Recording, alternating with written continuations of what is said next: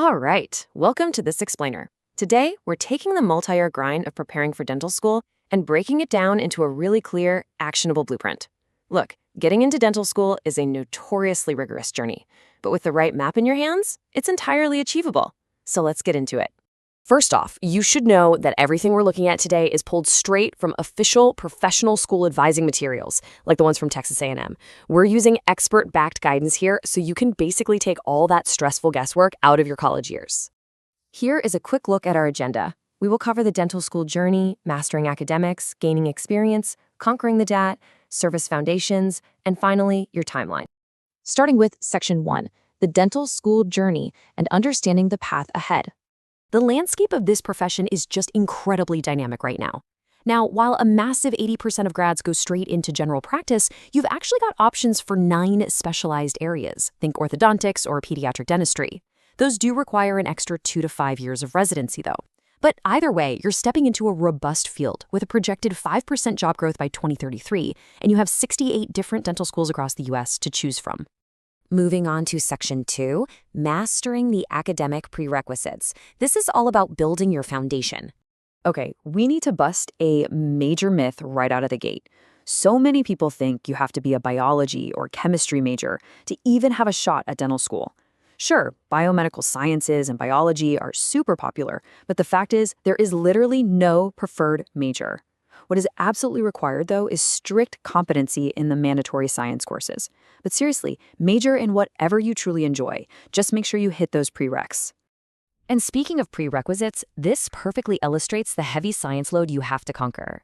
We're talking introductory biology, general chemistry, the notoriously intimidating organic chemistry 1 and 2, physics, biochemistry, statistics, and yep, even 6 credits of English. Plus, depending on which competitive schools you're targeting, you'll probably need microbiology and anatomy and physiology too. These are completely non-negotiable. So the crucial takeaway here is that you must maintain exceptionally high grades across all of those tough classes. To put it in perspective, for fall 2024 admissions, the average science GPA was a wildly competitive 3.69.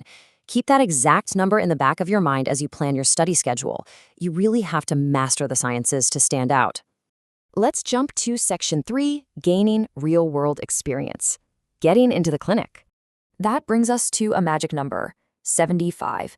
You really want to aim for a minimum of 75 hours of general dentistry observation before you even apply. Remember earlier how we said 80% of grads practice general dentistry? Well, that is exactly why they want to see you logging hours in a general dentistry setting. And look, 75 is just the baseline. Honestly, most successful applicants rack up way more than that.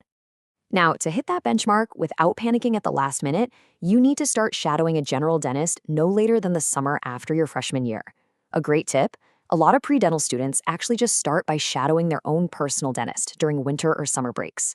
Get in early, build those relationships, and figure out what the day-to-day really looks like. All right, Section 4, conquering the DAT, the ultimate test. So, the DAT. It's offered year-round at Prometric testing centers, and it's broken down into 4 distinct sections. You've got natural sciences, reading comprehension, quantitative reasoning, but what's really unique is the perceptual ability section. It literally tests your spatial reasoning, which if you think about it is absolutely crucial when you're working inside a space as tiny as a patient's mouth. Also, the scoring is totally different from standardized tests you're probably used to. The DAT ranges from 200 to 600 points per section, and then they calculate an overall academic average. If you're wondering what a solid target looks like, the average admitted score for fall 2024 was sitting exactly at 450. So that's your goal line. Section 5, Service and Leadership Foundations, your community impact. I want you to look at this quote straight from the advising materials. Remember that they do not have to be dental related. Honestly, this is such a huge relief for so many students. Your leadership and volunteer hours should be driven by what you actually care about.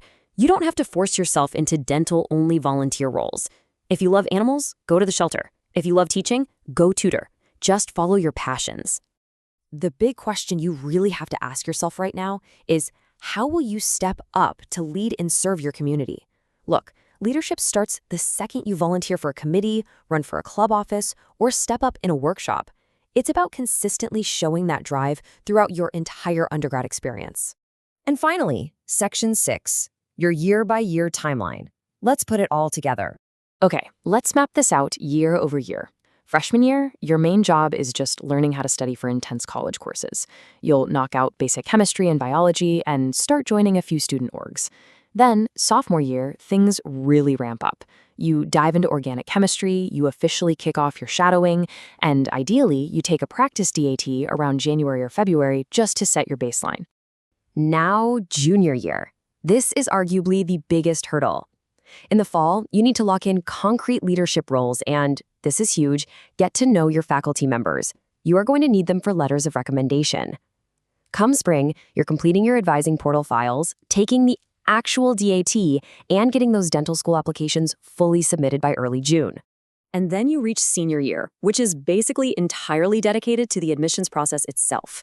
The fall is all about preparing for and traveling to dental school interviews, plus getting your financial aid in order. And then all of that intense, late-night hard work finally pays off when admission letters officially start dropping on December 1st. Best feeling in the world. A quick piece of advice, throughout this entire multi-year marathon, lean heavily on your university's official career and advising centers. Go to their application workshops, attend their events, use whatever resources they offer to stay on track. You definitely don't have to figure all this out on your own. As we wrap up this explainer, I want to leave you with one final thought.